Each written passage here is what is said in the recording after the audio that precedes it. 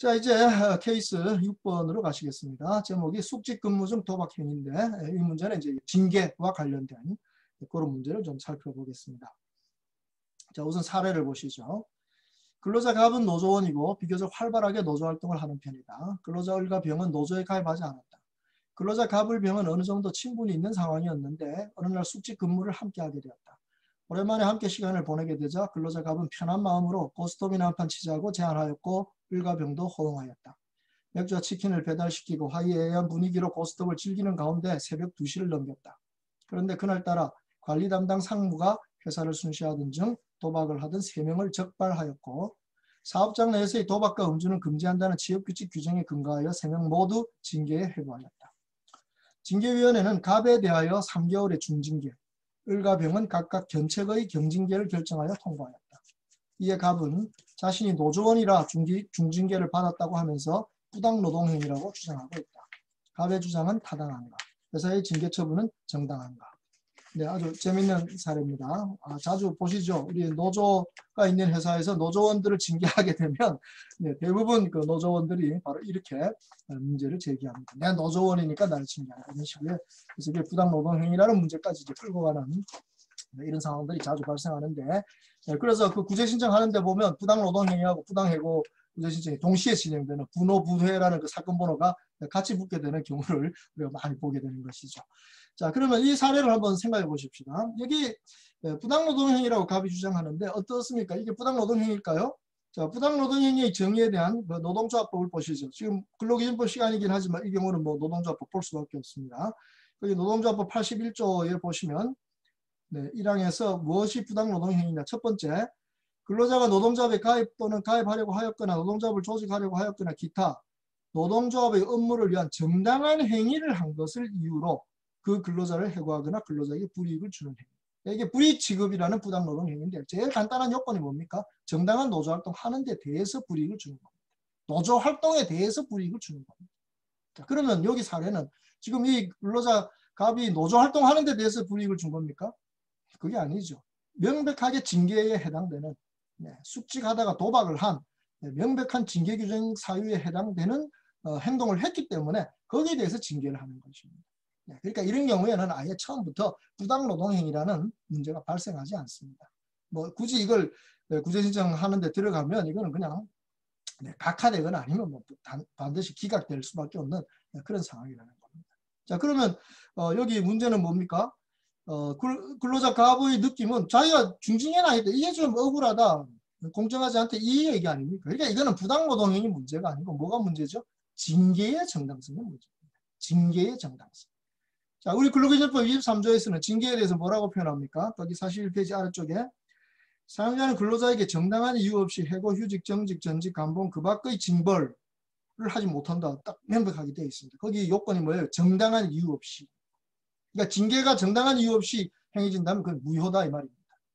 바로 이 근로자 갑은 바로 이 점을 이해해야 되는 겁니다. 징계가 정당하지 못하다.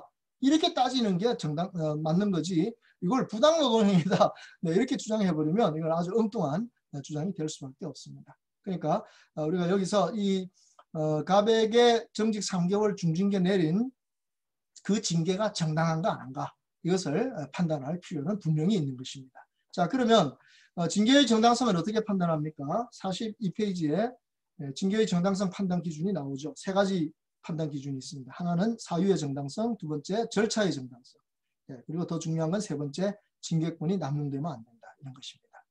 뭐 사유 정당성이나 절차 정당성 대부분 기업이 잘 지킵니다. 그러나 문제는 항상 징계권 남용 금지라는 이 문제에 갑니다. 특히 해고 같은 가장 무거운 징계를 때릴 때 이 경우는 이게 징계권이 남용됐냐 안 됐냐 제일 많이 다투게 되는 것을 볼 수가 있다는 것이죠. 그러면 이 징계권이 남용됐냐 안 됐느냐를 판단하는 또 2가지 기준이 있습니다. 여기 뭐라고 되어 있습니까? 한 가지는 비례성, 또 다른 한 가지는 형평성이라고 되어 있습니다. 비례성이라는 개념은 쉽죠. 잘못한 행위의 수준과 징계의 수준이 비례가 맞느냐 안 맞느냐. 쉽게 얘기하면 가벼운 잘못을 했는데 아주 무거운 징계를 내린다. 이러면 비례성이 없기 때문에 징계권이 남용되어서 무효다. 이렇게 판단이 되는 겁니다. 자, 형평성이라고 하는 것은 뭔가요? 다른 케이스, 다른 근로자들이 전에 똑같은 잘못했는데 그때는 그렇게 무겁게 징계 안 해놓고 나한테만 아주 무겁게 징계를 한다. 그러면 형평성이 없다는 주장을 근로자가 할 수 있게 됩니다. 요즘 그 성희롱에 대해서 이 징계를 하게 되면요. 특히 해고까지 당하면요. 뭐 반드시 이 문제 나옵니다. 우리 회사는 성희롱 가지고 해고한 적 없다. 근데 왜 나만 해고하냐? 이건 형평성 없고 징계권 남용이다. 이런 주장들 많이 하는데 결국 이 형평성 문제는 꼭 케이스 바이 케이스로 따질 필요가 있을 수밖에 없습니다. 그래서 바로 여기에 근로자 갑은 왜 같이 도박을 했는데 나만 중징계하냐? 3개월 정직이냐라고 따져서 이것은 징계의 형평성이 없다. 이렇게 주장을 한다면 그것은 법적으로 살펴볼 필요가 있게 되는 것이죠. 그런데 살펴보았더니 여기 단서가 하나 살짝 붙어 있습니다. 거기 사례를 보면 갑이 편한 마음으로 고스톱이나 한판 치자고 제안했다는 거죠. 그러니까 어떻습니까? 이 갑은 상습범일 가능성이 있더라는 겁니다.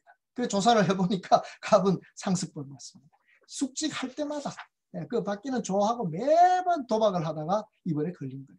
그런데 을과 병은 초범입니다. 처음 이렇게 된 겁니다. 그래서 징계위원회가 갑에 대해서는 중징계 내리고 을과 병에 대해서는 견책만 내렸다. 갑이 할 말이 없게 되는 거죠. 그러니까 바로 지금 이 사례에서 재미있게 배울 수 있는 것은 조합원에 대한 징계라고 해서 함부로 그걸 부당노동행위라고 주장할 수도 없는 것일 뿐만 아니라 징계는 이 정당성 요건 3가지를 반드시 갖추어야 된다. 그래서 이 징계권이 남용되는 문제, 이 문제를 우리 사용자들이 반드시 검토를 하실 필요가 있습니다.